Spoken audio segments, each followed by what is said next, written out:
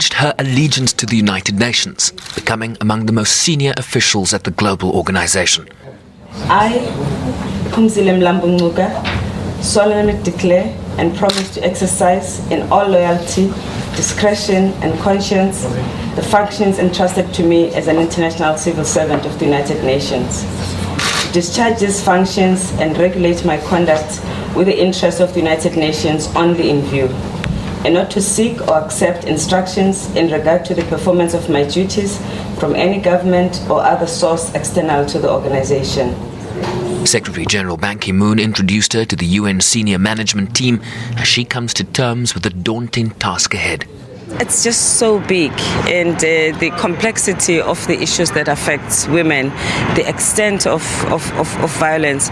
So in some ways, in this kind of work, you make breakthroughs, but things complicate, and sometimes you may feel that there's new challenges.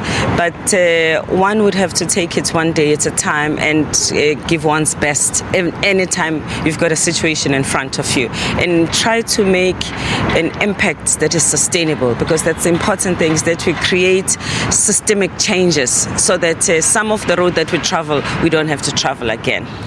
Tough jobs, a mainstay for South Africa's former number 2. As an international civil servant, Mlambo Ngcuka will likely have a lower profile and a smaller entourage, but a job that is broad in scope and complexity, as the nuances that accompany the empowerment of women in different countries and regions of the world becomes her main focus. Her predecessor, Chile's former president Michelle Bachelet's focus was on creating structures and a framework for the 3-year-old agency. Mlambo Ngcuka's task will likely be to move the agency into a phase of greater implementation. Shervin Bryce, SABC News, New York.